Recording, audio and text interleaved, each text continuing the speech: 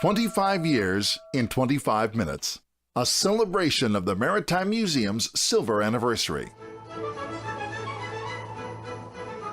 In the beginning was the dream, and two men who shared it.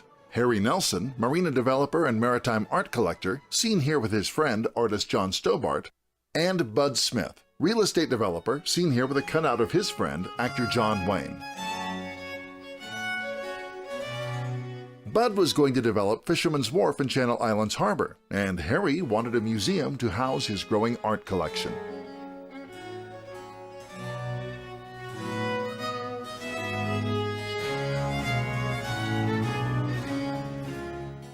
So they started to build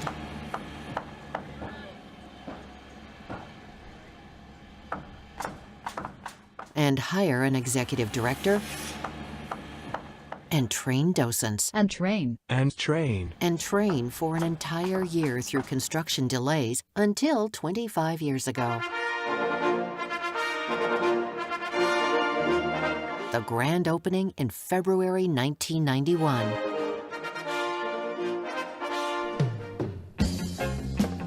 And the beginning of tradition. The annual picnic, holiday party, and many creative fundraisers like the Lobster Fest.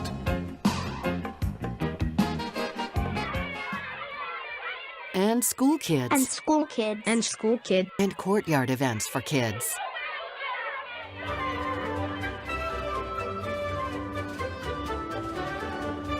And trips, some to New York for tall ships, some up the coast, and some even on the water.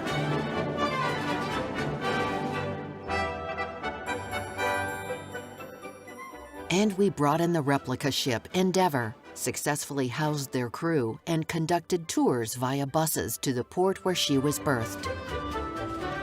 And we started getting awards, accepted by Executive Director Jerry Miller and assorted volunteers, and held numerous art openings, including a Thomas Hoyne retrospective, an ornate Chinese treasure ship show, our annual Nautica art show, and even submarines. And for each, we put on our increasingly famous food and wine spreads and special shows for high school artists. And slowly but surely, we began to outgrow our original museum, and an exhaustive search began by the board to find a new location. The board had many fundraising strategies, including yard sales, to help raise money. Finally, we were able to break ground at our new location on the harbor and start to revamp the old Port Royal restaurant. Joyce Nelson met with our architects, while the volunteers took a last look and waved goodbye to the old museum as Bill Conroy locked the doors. After months of work and frantic fundraising, we showed the community our new location, emceed by local celebrity Pablo Ortiz, and invited political leaders including Congresswoman Julia Brownley, seen here with the architect, and Joyce Nelson to the new site. And finally, on May 19, 2011, we moved.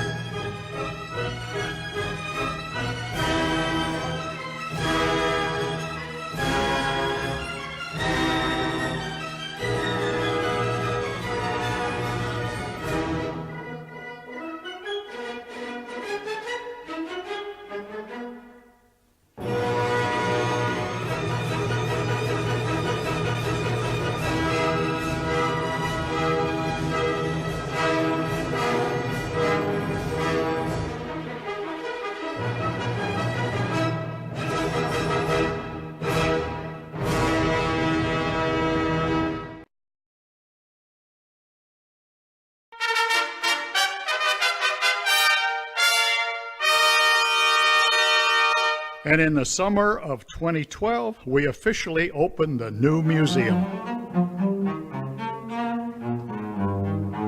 Finally, in our new home on the west side of the harbor, the museum volunteers, staff, and board set about the completion of the museum's exterior. We continued sales of our commemorative pavers and held the Raising of the Mast fundraiser. Board members Powell Greenland and his wife Billy celebrated with Joyce Nelson and her family, and music creators Brenda and Gary Farr. And then we actually raised the mast.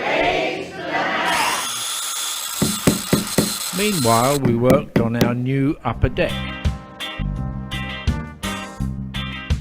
In 2013, the decoration of our new front facade became a wonderful collaborative effort.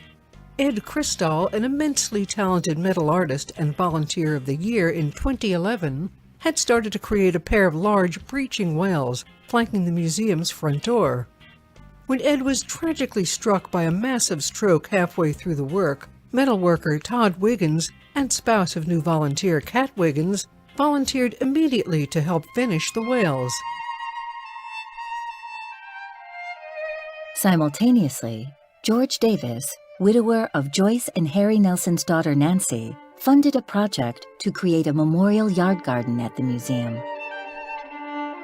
Our yard is gorgeously replete with a garden bed of Nancy's favorite white roses, a surface of concrete planks containing life-sized blue and gray whale outlines, and a perimeter wall of an abstract signal flag pattern designed by Ed's wife, Marlene Cristal.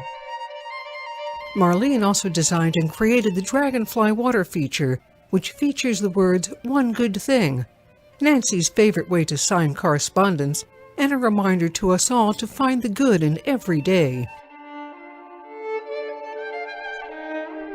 The Nancy Nelson Davis Yard Garden, complete with its gorgeous pair of whales and interactive ship donated by patron Ellen C. Morgan, was unveiled in a moving ceremony at our anniversary weekend in February 2014.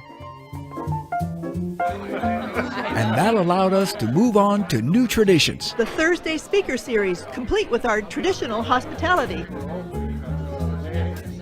The Brit Weekend, complete with an English tea and bagpipers. Avant-garde art shows and a brand new chowder fest. Anniversary parties in costume,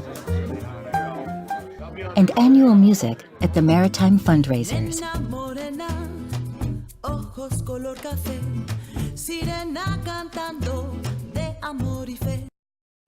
But we didn't forget our old traditions. Annual picnics continued, as did our holiday parties and trips. Not by ship this time, but by car to see a ship, the San Salvador in San Diego. As soon as she is launched, her first port of call may be in Channel Islands Harbor, where we hope to run guided tours in the fall of 2016 as part of our next 25 years project. And of course, expanded education programs with our new Every Fifth Grader on the Water. And we continue to show the collection, put together by curators Dick Cunningham, Jackie Cavish, and Kate Krause, under the leadership of intrepid executive directors Frank Crane, Jerry Miller, Mark Basin, Bill Conroy, Jean Harder, and currently Julia Chambers, a brave woman.